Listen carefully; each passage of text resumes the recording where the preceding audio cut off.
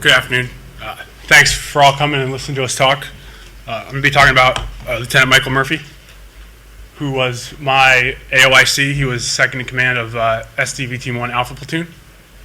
He grew up in Patchogue, New York, where he graduated high school and went on to Penn State. He graduated at Penn State, and then from there he wanted to pursue a career in law, but he decided instead to go to OCS, become an officer, and he wanted to try out for the SEAL program. He graduated OCS, went to BUDS, graduated in BUDS Class 236, and then he went out to SDV-1, where he was the Alpha Platoon AOIC. And in 2005, we deployed to Afghanistan and Iraq, and he led the team in Afghanistan. This is just a couple pictures of Mike taken in when he was in Afghanistan.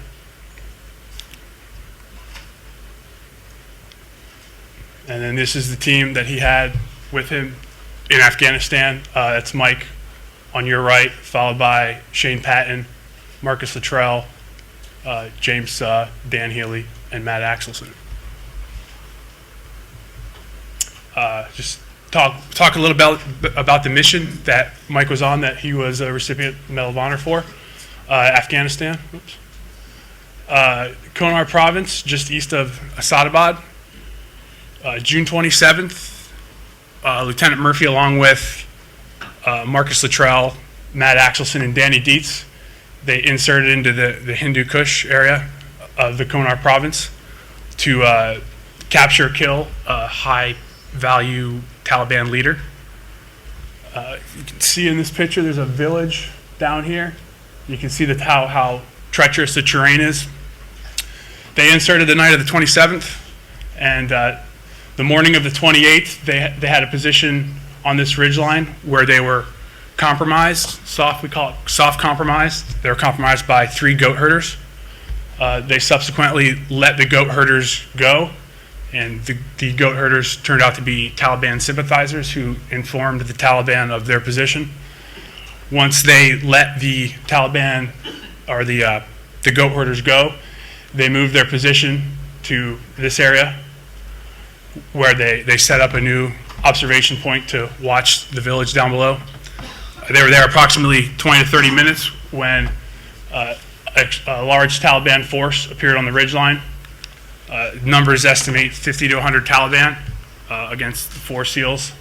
Firefight ensued with the Taliban engaging the team. Lieutenant Murphy and the members of the team attempted to make communications. Danny Dietz tried to radio back to the Tactical Operations Center to get a QRF reactionary force. He had the radio shot pretty much out of his hands, so he actually sustained an injury to his thumb trying to make comms. They began to, they left their position with their weapons and their guns. They left everything else there just due to the large number of Taliban forces that were engaging them. They began to move down. Lieutenant Murphy tactically advised his men where to go and kept control of his men while they were engaging the enemy. Danny Dietz fell mortally ill, or mortally wounded, and the radio was compromised, and they could not make comms back to their TOC. So during the firefight, Lieutenant Murphy had a satellite phone that he used. He climbed up on a rock in an open position where he made a satellite call back to their TOC, where he was able to call for reinforcements. And during that time he was on the phone, he was exposed to enemy fire, and he was shot in the stomach and the back. At one point he dropped his phone, and still needing to get the information out where they were and what their status was, he picked the phone back up, continued to engage the enemy, and continued to call for their QRF, the Quick Reactionary Force. The Quick Reactionary Force was launched, and it was 2 Chinook helicopters. One of the helicopters was shot down on insert, and which contained 8 more SEALs and 8 Army Night Stalkers who all lost their lives trying to help their comrades on the ground. So Lieutenant Murphy's actions, exposing himself to call the QRF to try and get help to rescue his men that he fought with and loved,